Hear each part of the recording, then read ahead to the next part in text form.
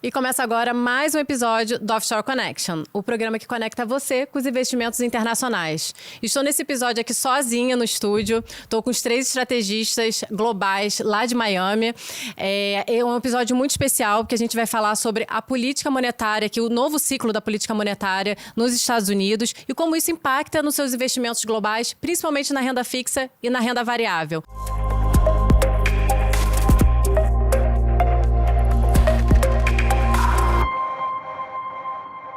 Eu trouxe direto de Miami os nossos estrategistas globais. Arthur Mota, estrategista macro global. Seja bem-vindo, Arthur. Vitor Mello, estrategista de ações globais. E Vinícius Martins, estrategista de renda fixa global. Os 3 experts e vão destrinchar aqui como o novo ciclo da política monetária nos Estados Unidos vai impactar os seus investimentos.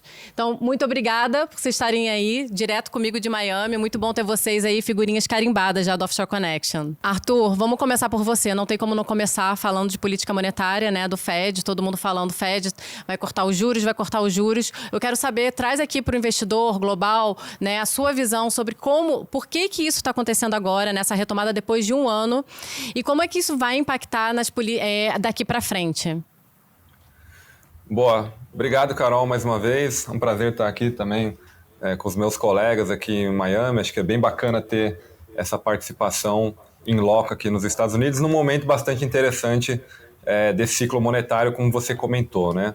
Bom lembrar que o Fed chegou a fazer alguns cortes de juros no final do ano passado, mas desde então, desde dezembro, né, iniciando agora em janeiro, um ciclo de pausa bastante importante para acompanhar como é que né, de fato se desenvolveu esse suporte inicial e a inflação ao longo de todo 2025. A gente sabia desde o início do ano que o Trump ia trazer uma pauta inflacionária via aumento de tarifas, a gente só não sabia a intensidade disso até então. Nesse momento, o Fed ele chega num cenário onde as tarifas já são bem ou mal conhecidas, né, na sua maior parte. A gente já tem vários acordos comerciais na rua, né, que já foram assinados. A gente está vendo o impacto inflacionário inicial das tarifas já aparecendo, mas ao mesmo tempo, e diferente do ano passado, a gente tem um mercado de trabalho que está um pouco mais fraco do que a gente viu nos últimos 2-3 anos. Tá? E o Banco Central americano ele tem esse mandato duplo, né, tanto a inflação, que de novo, por um lado, demanda uma certa cautela na condução da política monetária e nos cortes de juros, do outro lado, o mercado de trabalho que tem demandado um pouco mais de atenção e suporte por parte do Fed. Tá?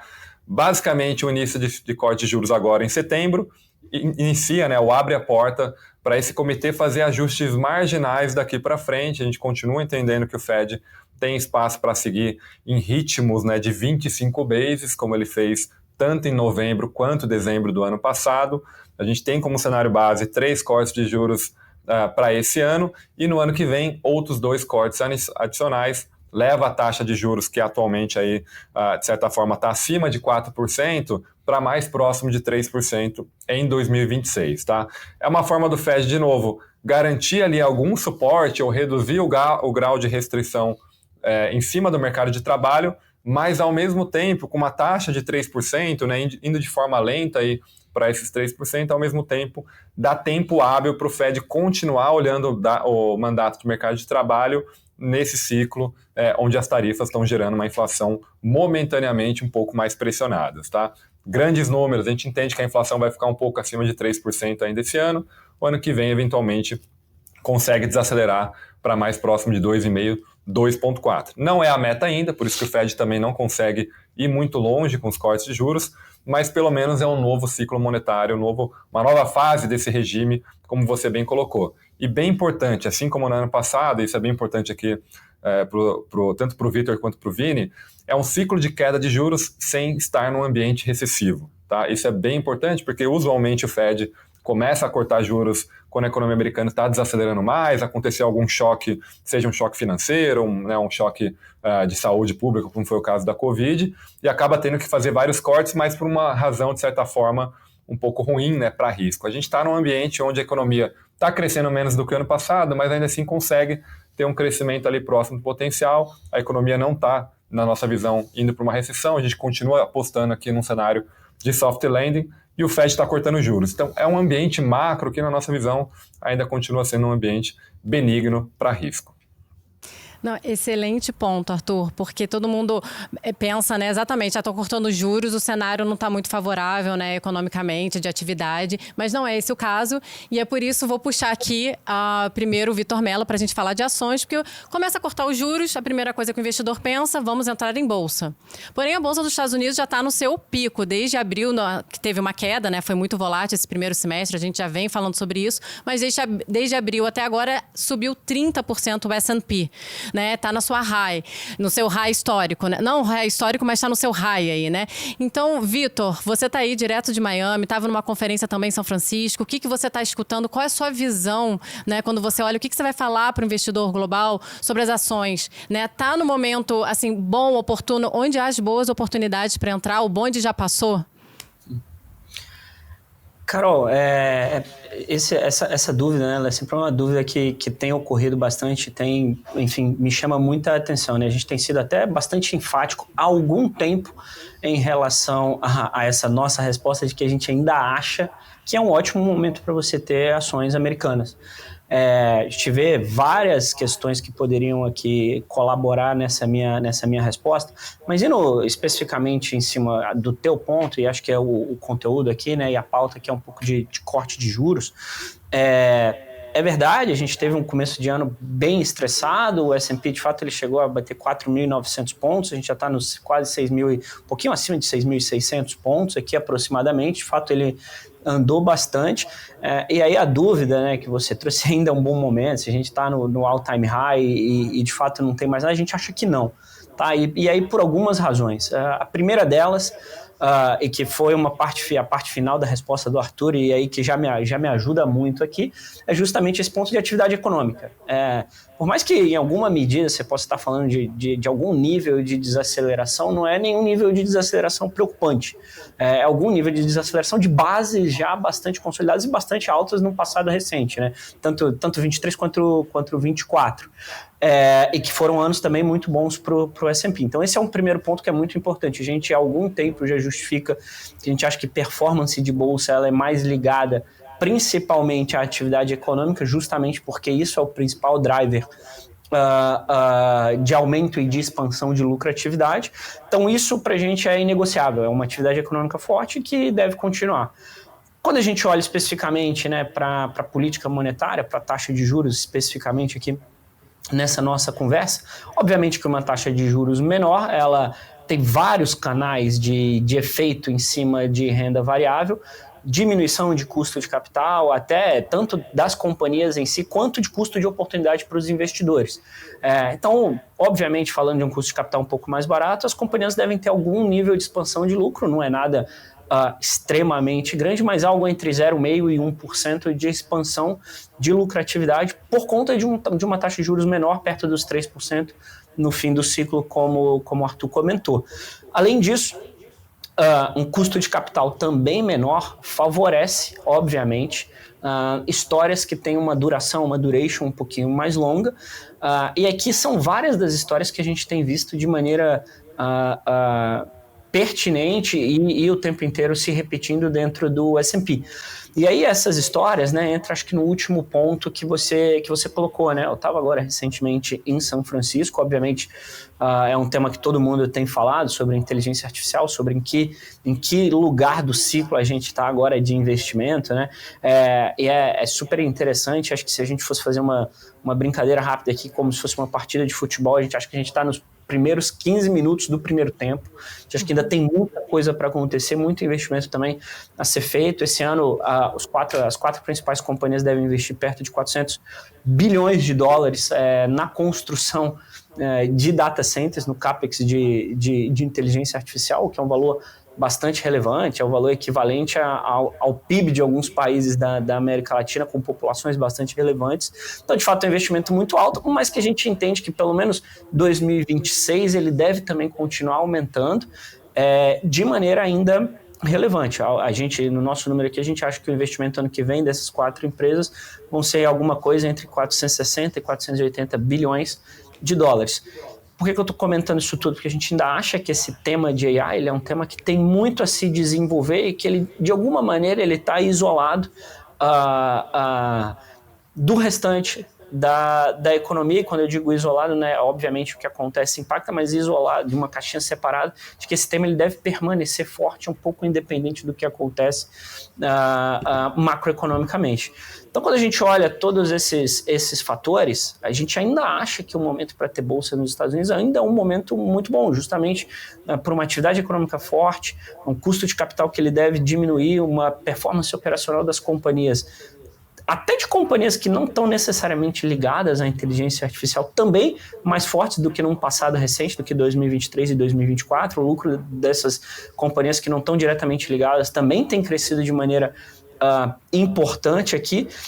Então, olhando para isso tudo, e aí recentemente a gente também aumentou o nosso target price do S&P, a gente foi para um target price de 6.900 pontos, que é basicamente o S&P negociando perto de 22 vezes lucro. Então a gente também continua achando que o momento atual ainda é um momento que oferece oportunidades, principalmente nessas histórias de alta qualidade, ligadas a um tema de inteligência artificial, justamente por conta de todo esse arcabouço que a gente comentou aqui, Carol. Excelente, Vitor. Esse ponto é fundamental. A gente vem falando muito sobre isso, né? A gente vem falando sobre inteligência artificial, sobre o excepcionalismo corporativo americano, né? Como isso está se refletindo na Bolsa Americana. E aí agora a gente tem que falar também, né? Nesse cenário, nesse todo esse contexto, na renda fixa.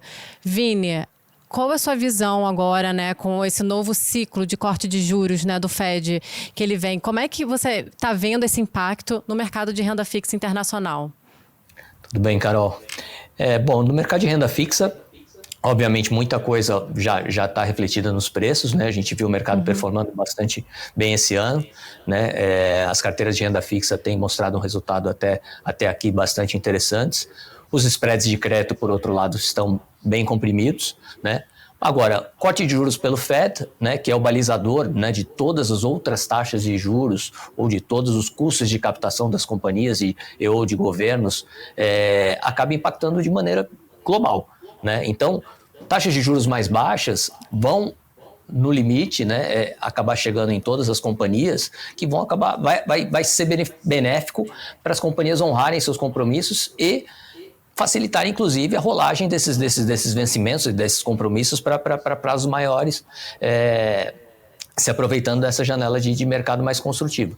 Como o Arthur falou, a gente não está vendo um cenário de recessão, né, de economia americana encolhendo ou desacelerando. Então, continua, apesar dos spreads de crédito estarem bastante comprimidos, ainda é um cenário bastante positivo, né? A gente está aqui hoje operando na mínima dos spreads de crédito dos últimos 25, 27 anos, em alguns dos casos, mas a gente vê isso ainda bastante suportado.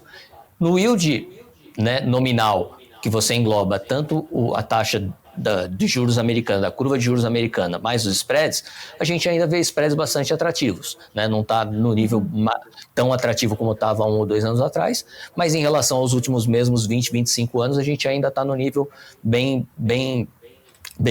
bacana para o investidor.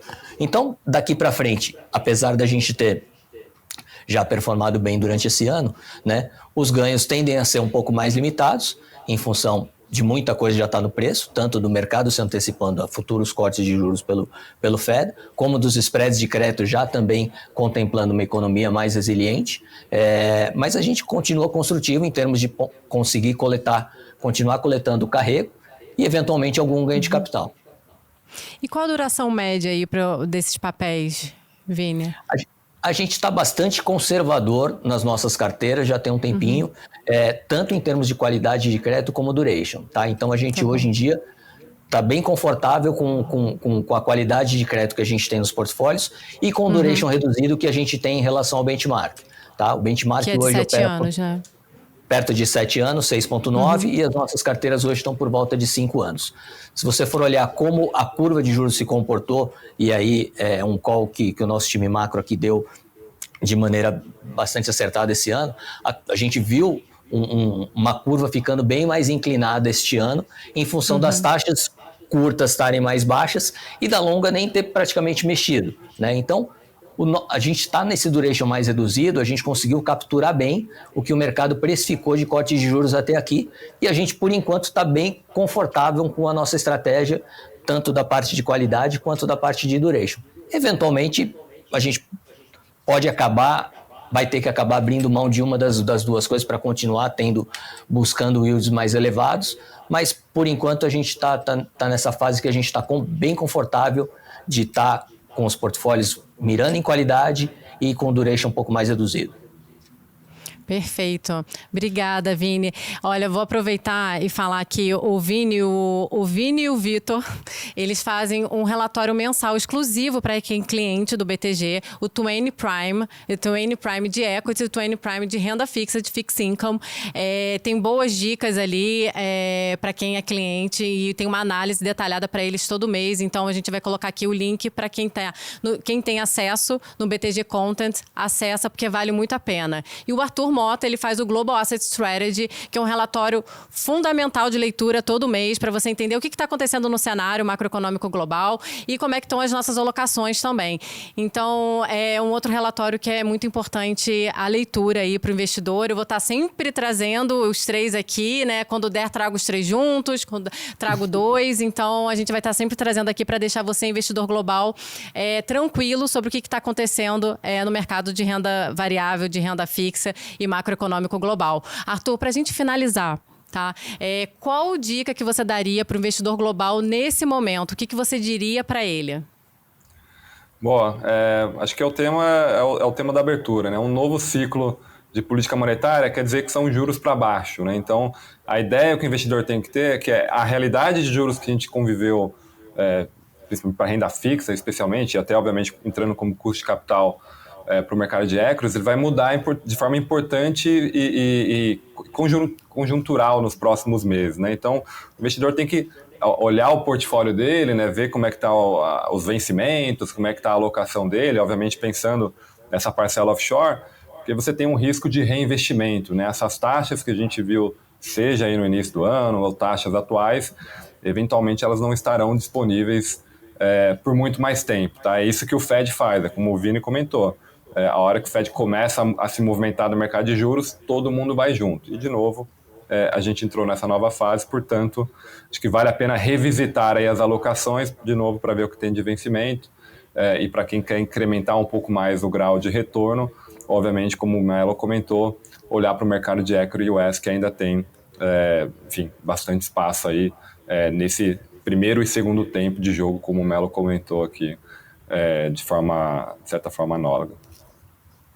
Perfeito, muito bom. Passamos por todos os pontos. Muito bom ter vocês aqui. Obrigada por terem topado esse convite. Vou chamar vocês no próximo, hein? Muito obrigada. Nós que agradecemos, Carol. Um abraço. Obrigado, pessoal. Muito obrigada. E obrigada a vocês que nos acompanharam até aqui. Espero vocês no próximo episódio.